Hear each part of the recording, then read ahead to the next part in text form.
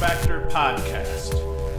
What is up, college lacrosse fans? You were watching episode 156 of the LaxFactor Lacrosse podcast. Today, we're going to talk about a bunch of lacrosse. We're going to talk about Syracuse, Virginia. We're going to talk about Duke, Notre Dame from Thursday night. We're going to talk about some America East lacrosse, some Patriot League lacrosse. We've got Maryland and Hopkins that played a big one. So we're going to talk about a boatload of games here today. Before I get into it, as always, be sure to like, subscribe, hit the notification bell, like and subscribe. Just do that blindly. We're trying to get to 10,000 subscribers before the end of the season, but we need you guys to subscribe like crazy people. And then, as always, you can go to LaxFactor.com to get swag and support us that way as well. Let's just dive right into it, though. Syracuse at Virginia.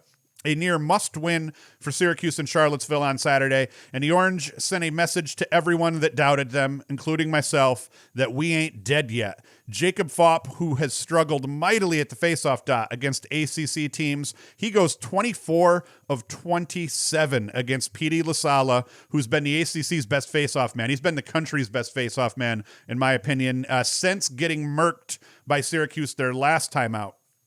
So Phaup plays huge. The possession deficit proved too much for UVA to overcome as the Orange pull out that 13-11 win on the road. They improved to 6-4. That locks up a better than 500 record for Syracuse, and that pretty much locks up an NCAA bid. That means almost definitely, because Syracuse won this game today, it means almost definitely all 5 ACC teams will end up being in the NCAA tournament. If they're not, it will be an absolute travesty, but I don't see a world in which all 5 ACC teams aren't in the tournament now. Tale of two face-off men. Phaup, he has struggled, like I said, since the last time these teams played. He was 22 of 33 versus Virginia in their blowout win, in Syracuse's blowout win over the Cavs. So Phaup, the last time he dominated was 22 of 33 against UVA. He's been 6 of 29 in losses to Duke, Notre Dame, and North Carolina. So he did do well against Albany in the middle of that, but in the 3 losses to ACC teams, he was 6 of 29 over that stretch.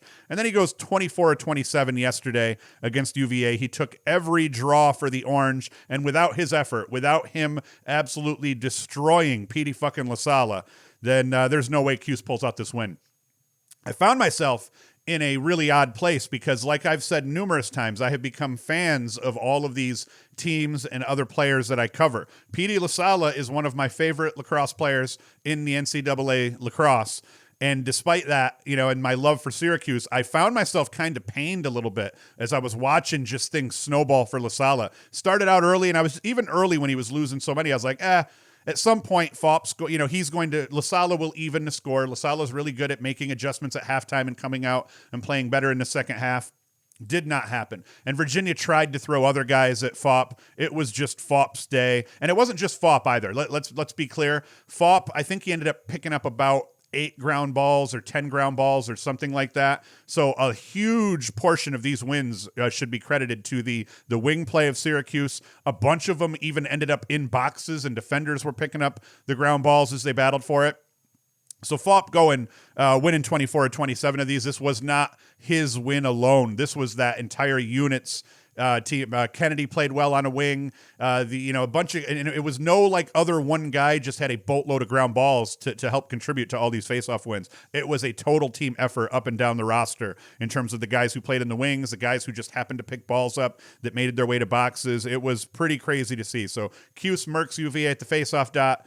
They win the game. Now, we look at stats here. Owen Hiltz, he paced the Orange with 3 goals and 2 helpers. Jamie Trimboli also had a great game. Trimboli kind of felt like the odd man out here, despite the fact he's a multiple-time first-team All-ACC midfielder, All-American. I mean, the kid is a goal-scoring machine for Syracuse. The kid knows how to get it done in this game. 3 goals and an assist. Owen Siebold, he gets his first start at attack. That was the guy that I was hoping was going to end up starting at attack for Chase Scanlon, because Siebold is an attackman by nature, and he's had a really good season this year, and he showed flashes of being really good last year as well. So Siebold gets his first start at attack. He goes for 2 goals and 2 helpers on the day, and I think he looked much better. I think that attack unit with 2 dodgers down there, with 2 threats to dodge in Siebold and Rafis, made it really difficult for UVA to match up with, and it worked well for Cuse.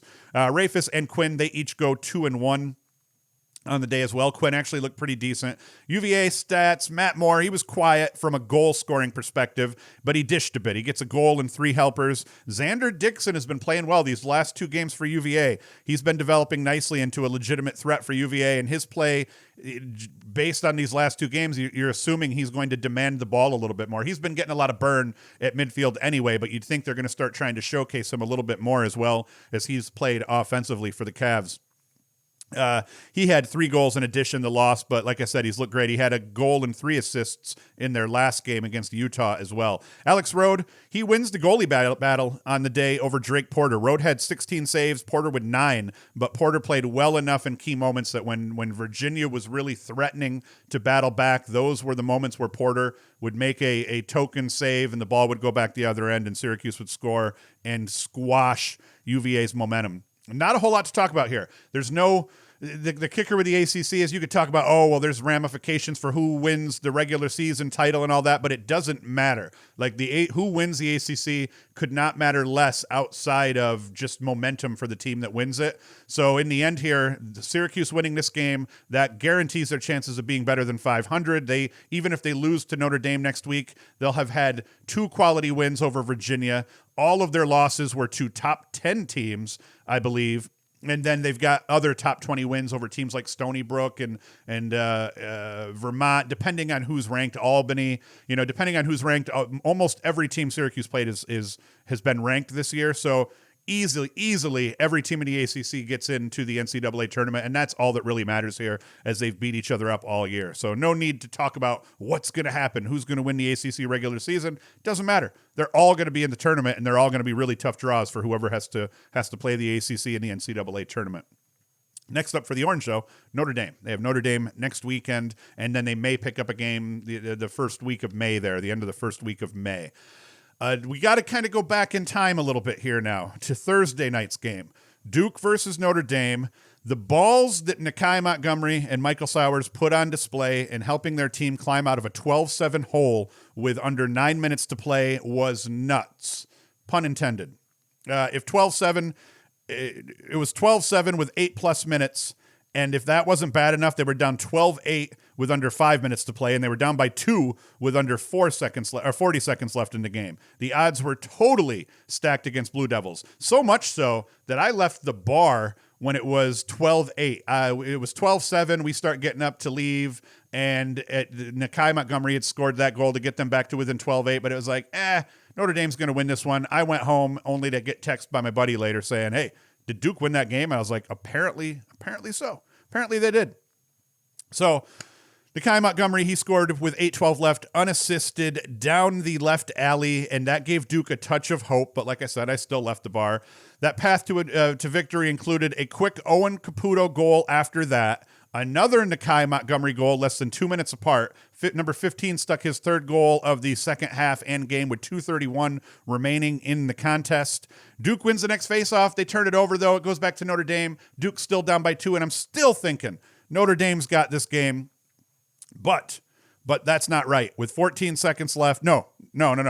Okay, so Entenmann ends up, or no, I'm totally butchering this here. Okay. Either way, Duke is down by 2 with under a minute left. They have the ball. Michael Sowers gets the ball. He sticks one. He kind of dodges from the middle. It was very, very similar to Nakeie Montgomery's goal that he scored to get them back to within 2 goals, where Montgomery was kind of in the middle, dodged to the right a little bit, came back to the left, and then stuck one going kind of right to left and stuck it going back away from Entenmann on his weak side. Sowers does the same thing, kind of brings his guy to the middle right a little bit, dodges back to the left. There's kind of a pick in the middle. I think it might have been Caputo setting the pick. Not even sure. Who cares? Sowers doesn't even run off the pick clean, but gets enough separation, has his hands free. He's easily 14, 15 yards out, stings one left-handed, off hip of Entenmann, and now Duke's down by a goal. Duke wins the next faceoff, gets the ball back, and they won the next faceoff because it rolled out of bounds, but ball right back to Sowers again. This time Sowers goes down the left alley, realizes as he's going down that left alley, no one's on his hands. He steps up, he gets his feet planted and everything, and scorches another left-handed shot, weak hand, and sticks the pipe on the far side, this time off stick hip of Entenmann. Just crazy. And then to keep things going, obviously, Kavanaugh ends up scoring what appeared to be the game winner, but he lost his shoe, and the official rightfully called the goal back because the second you lose a piece of equipment, if you continue to head towards the goal or continue to play, dead ball.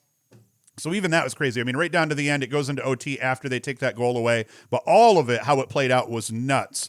And then Cam Mule, he sticks the OT game winner from Sowers. This was really a Tewaaraton moment for Sowers. In my opinion, this game puts him back at the top for Tewaaraton consideration. And the reason being, I mean, they lose to Notre Dame the last time they played.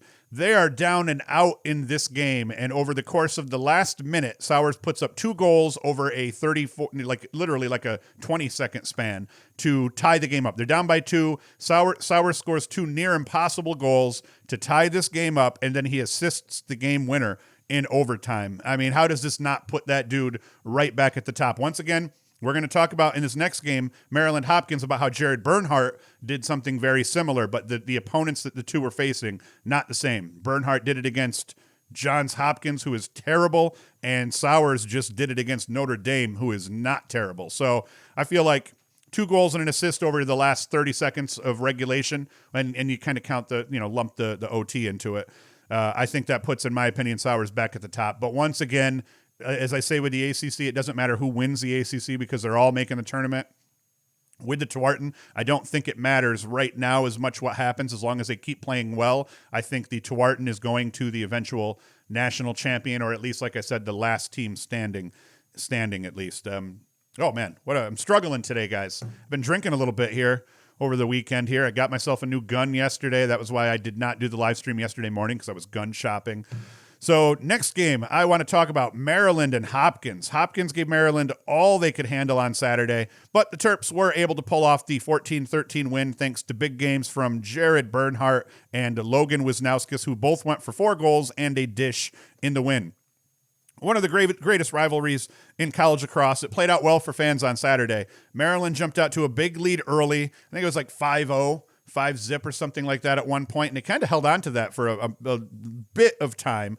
Hopkins, though, eventually fights back. They end up taking a late lead, but like Sowers did on Thursday night, Jared Bernhardt got to have himself his own Tewaaraton moment, albeit against an inferior foe. I have to throw that dig in there so that I can be right and other people are wrong.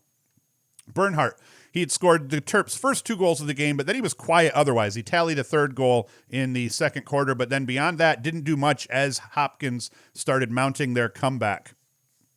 And Logan Wisnauskas, he scored Maryland's first real desperation goal on a crazy dodge as the shot clock was running out from behind. Number 12 here, Wisnauskas, he goes diving from, just a bit behind goal line extended, trying to get himself out in front. And just before he hits the ground, he kind of shoots the ball, elevates it back up, and in this weird diving goal, sticks it in the top corner.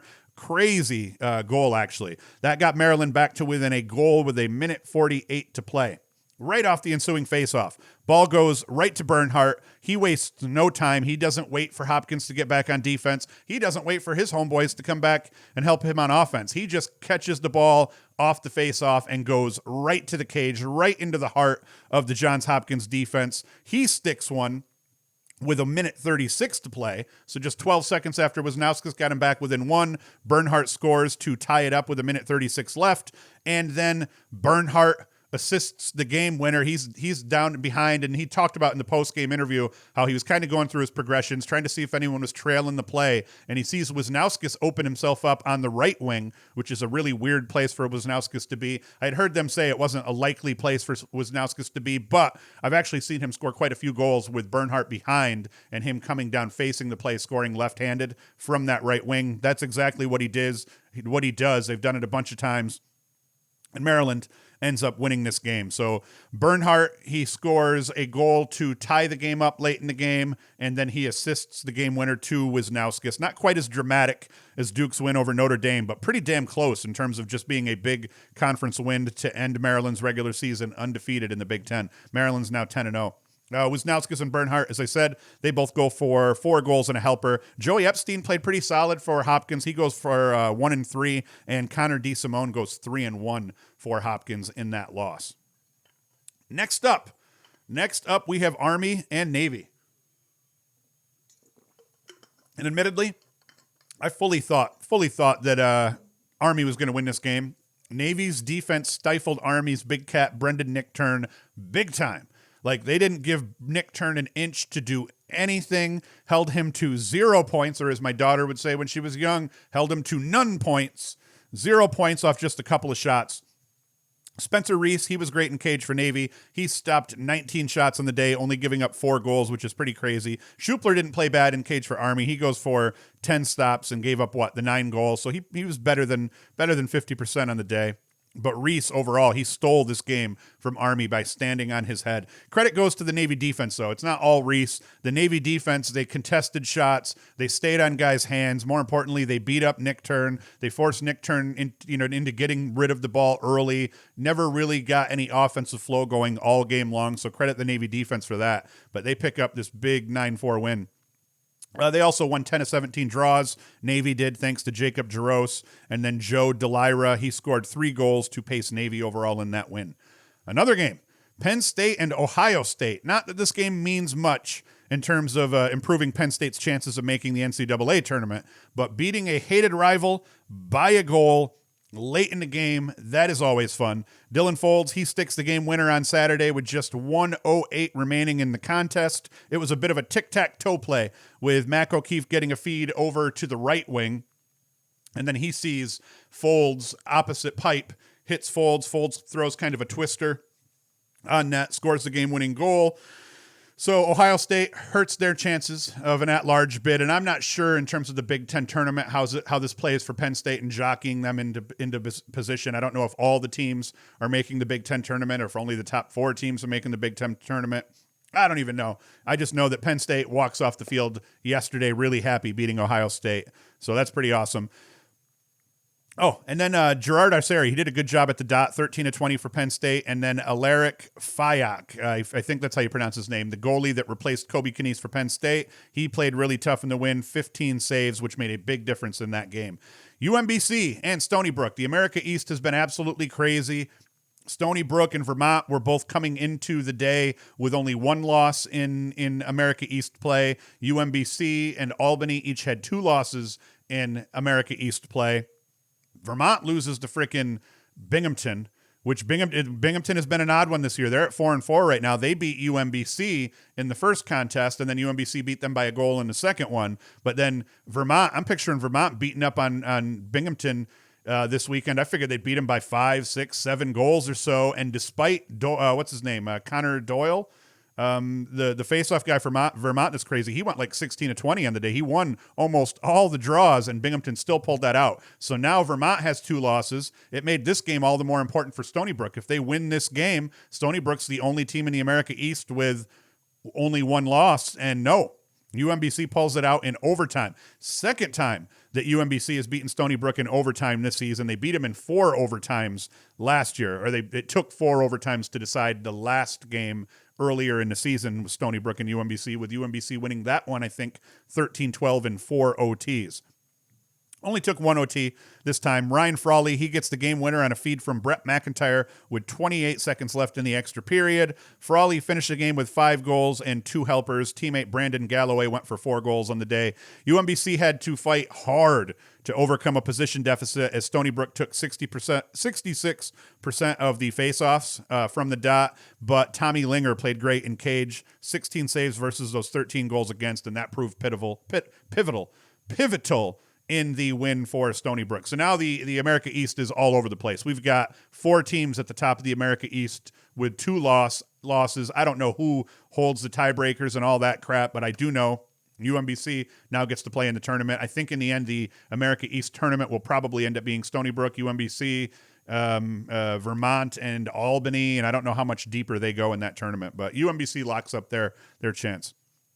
Another good game, Bellarmine and Jacksonville. Jack Dolan put up 3 goals and an assist in Jacksonville's 8-7 win over Bellarmine. There were 2 storylines worth mentioning in this one that contributed to the outcome for Jacksonville. Face-offs. Nathan Knapp won 16 of 19 draws, dominating the dot for Jacksonville. So that was huge and key for them. However, on the other side, the reason there was no margin of victory here was J.C. Higginbottom. He stood on his head for Bellarmine in cage. He made 16 saves on the day, helping Bellarmine stay in this game. right to the end. Bellarmine, they actually controlled. I say they stayed in the game. They actually controlled the game, most of it. I think through 3 quarters, Bellarmine led the bulk of those first 3 quarters of the game. But like we had other guys, Sowers and Bernhardt did for their teams, Jack Dolan put Jacksonville on his back down the stretch in this one. He scored with 4 seconds left in the third to tie things up, and then Bellarmine scores back. Dolan then scored with 9:46 left in the fourth to tie things up again, and then Bellarmine yet again tied things back up again, or took a lead again, and then Dolan scores with 5:58 remaining in the contest to tie things up at 7s, and then Dolan assisted the game winner, a feed to Matt Stagnita with just 1:39 left in the game. So Dolan kind of puts Jacksonville on his back, helps them come back, every time Bellarmine would try to score to go back up by a goal again, Dolan would score one back to get back tied up, and just a great way to finish the game for him, and Jacksonville picks up that win over Bellarmine. Now we get into some overtime here. What other games do we need to talk about? Let me actually get to the scoreboard because I'm sitting here on the calendar. But there were a couple others that I wanted to talk about here. Lehigh, they beat Bucknell, so Lehigh continues to be the best team in the in Pennsylvania, as well as whatever says, as Heller keeps saying. In this one here, Bucknell didn't play terrible. 18-12, Christian Mule, he goes 7-3. In this one for Lehigh, Tommy Schelling 2-4, Justin Tiernan 3-0, and then at the faceoff dot, because you always got to check the faceoff dot for Lehigh, Sisselberger goes 21 of 27. The only thing I think is suspect here is that Lehigh is murking people at the faceoff dot thanks to Sisselberger, but they're not murking people on the scoreboard. So I think Lehigh may be giving up a little bit in terms of the defensive end of the field. Offensively, maybe their efficiency isn't quite where it could be, but man, between Sisselberger and that offense, they're scoring enough goals to win games. Lehigh now improves to 9-0 on the season, and who does Lehigh have left? And they hold wins over Loyola.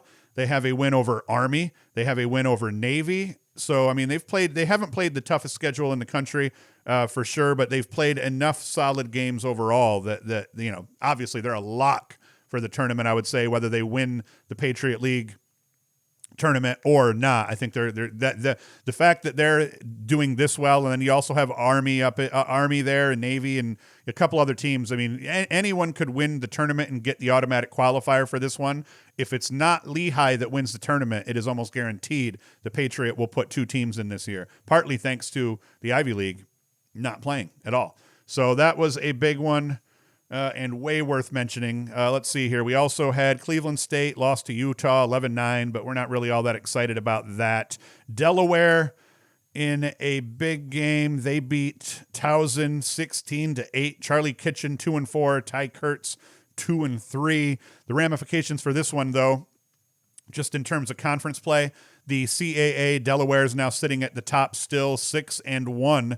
In conference play. Drexel's 5-2. Delaware has to finish up against UMass, and Drexel, whoops, I clicked the wrong team there. Drexel will end up finishing up against Towson, and it's kind of split because Delaware beat Drexel and Drexel beat Delaware, so it's going to come right down to the final week here. And but you know, at this stage, I think Delaware, they just have to handle their business, win their last game of the year. They win the conference at least during the regular season. Once again, you win your conference in the regular season, good. You really got to win your tournaments, though, to make sure that you're getting into the NCAA tournament for all of these conference tournaments that end up providing automatic qualifiers for teams. What else we got to talk about? We got Villanova, Marquette. Villanova beat Marquette 19-8. Albany beat up on New Jersey Tech 18-8. High Point, Air Force loses to High Point 13-8. And it was Braden Maia, I saw, had 6 goals in the day for High Point. Asher Nolting, a little quieter, 1 goal and 3 helpers, but Maia tore it up for High Point in this win. That gets High Point back to 5-5, but their conference is kind of already decided. Richmond's at 4-0, Jacksonville's at 4-1. It's going to come down to the tournament for the SoCon, as we've said with all, and I don't think anyone comes out of the SoCon with an at-large bid. I think in the SoCon you're going to get one team, and it's going to be the conference champion. So I think Richmond's still the favorite, obviously, but Jacksonville and High Point are the other 2 teams that Richmond ends up having to worry about. Like I said, Vermont loses to Binghamton. Vermont won the bulk of the faceoffs. Binghamton just played really good defense all day long, and they pull out that 10-7 win. Bryant beat up on Sacred Heart 20-12. Hobart beat Merrimack 14-10. St. Bonaventure, they pick up a win 11-6 over Siena. Denver absolutely massacred St. John's. At one point, I saw something on Twitter where I thought they said the score was 13-0 Denver at one stage. It ends up being 19-11 Denver wins by the end, so they must have taken their foot off the gas heavily. Drexel, in a big game for them to try to keep pace with Delaware, they beat Hofstra 12-8. Let's check the box on that one. Reed Bowering, he goes for 3 goals and a helper for Drexel, and Sean Donnelly goes 1 and 3. And what did our man Ryan Tierney was held to just 1 assist on the day off, 8 shots. So Drexel figures out how to shut Ryan Tierney's ass up, and Tierney just goes for a helper and nothing more. And let's just keep going through. Loyola, they beat Lafayette 11-7. Georgetown beat up on Providence 14-5. LIU loses to St. Joseph's. That was one that I was hoping that didn't happen. But LIU, they do lose to St. Joseph's. So now St. Joseph's is at 7-3. LIU at 6-3. Jake Gillis, he goes for 6 goals in the loss for LIU, so he had a big day. Richie LaCalandra was held down with just a goal and 3 helpers. But in terms of this conference here, because the NEC has been crazy, St. Joseph's now 7-0. So they're going to win the NEC regular season title because each team, I think, only has 1 game left in the conference play. So they take that. But once again, comes down to the tournament. What are you going to do in the tournament, assuming the NEC has a tournament? And once again, I think also you are going to have to not just win your tournament. They're going to have to win the tournament. There will be no at-large bid coming out of the NEC, I don't believe anyway. So I think that St. Joseph's kind of just proved, hey, we are right now king shits in the NEC. I personally didn't see that coming. I thought that it was going to go to Hobart or Bryant earlier in the year. So St. Joseph's playing tough all year long. Who is their worst loss to? Let's check out St. Joseph's here. Overall, St. Joseph's lost to Towson, Delaware, and Army. They started the season 0-3. St. Joseph's did, and now they've got 1, 2, 3, well, 7. I was going to count them, but they've won 7 games in a row since losing those first 3 games. When they're not any huge wins in here. Bryant, LIU, and Hobart are their best 3 wins overall. But that conference has been a dogfight, so it'll be interesting to see how that plays out by the end. And the only other game that we didn't talk about, Marist beat Manhattan 14-7. I'm glad Marist is playing lacrosse, though. That's a big deal here. Games that we have on the schedule for today, the Big Cat. The Big Cat is North Carolina and Notre Dame. I think that one goes down at 2 o'clock today. We got Mercer and Richmond, Rutgers and Michigan. Rutgers is going to win that. Tufts and Dartmouth play at 3. We got a D3 team playing a lowly D1 team, so that'll be interesting to see what happens. I know a lot of people were thinking Tufts is going to wax Dartmouth, but then in the Cabrini Penn game, Penn waxed Cabrini, and I think Brown beat up somebody. No, Brown played Boston U and played well. So yeah, I don't think it's going to be the bloodbath that everybody thinks, but it could be. Dartmouth is not a great lacrosse team, and Tufts is a really good D3 team. So this one probably, it could be close, but I wouldn't be surprised to see Dartmouth win by a couple goals, and I wouldn't be surprised to see Tufts win by 10. Just depends on what happens. Certainly Dartmouth is there. They haven't got a whole lot of experience this year, not playing any games up to this point. Is that correct, or am I wrong on that one? Yeah, Dartmouth is 0-0 so far here this year. So we'll see what happens. But yeah, that big one here today, Notre Dame, North Carolina. What it's going to come down to, I think, for Carolina is what can they do at the faceoff dot against Leonard and Gallagher. Notre Dame's faceoff duo of Leonard and Gallagher are best, one of the best 2 duos in the country here. There ends up being some singular guys that are better than they are, have played better than they have, but they're very formidable, and Tucci and company for North Carolina, whoever they've got taking draws, not quite as formidable overall. So that is going to be huge. And the fact that Notre Dame just plays so well defensively, they are that team that could easily hold North Carolina back a little bit and just enough with the possession disparity that they could end up winning this game. And then both goalies have been playing well. Entenmann for Notre Dame and Krieg in cage, the freshman for North Carolina. So expect a dogfight in this one. Expect it to be yet another 1 or 2 goal ACC game. If anybody's going to win by a margin, I was going to try to say it was going to be Notre Dame, but shit, I could be wrong. Carolina could end up winning by 3 or 4 as well. So that'll be the game I'm tuning into today to watch here once I take my kids outside, run them into the ground. I think we're going to get some rain, it looks like. So who knows what's going to happen. But now I'm rambling, so it's official. I'm getting the hell out of here. As always, thank you for watching. Thank you for listening. Go to LaxFactor.com to support us. Come back during the week. Wednesday, we're going to do our show talking about today's games and then the games that are upcoming for the weekend that everyone needs to watch. So probably no live stream Saturday. I know I've been flaking on the live stream like crazy. I'm just going to say it right now. Probably no live stream Saturday, but I will announce Saturday morning if I end up doing it. Probably got to go shoot my new gun Saturday morning before all the games start is what I'm thinking. So that'll be it. Thank you for watching. Thank you for listening, and Hoost is out.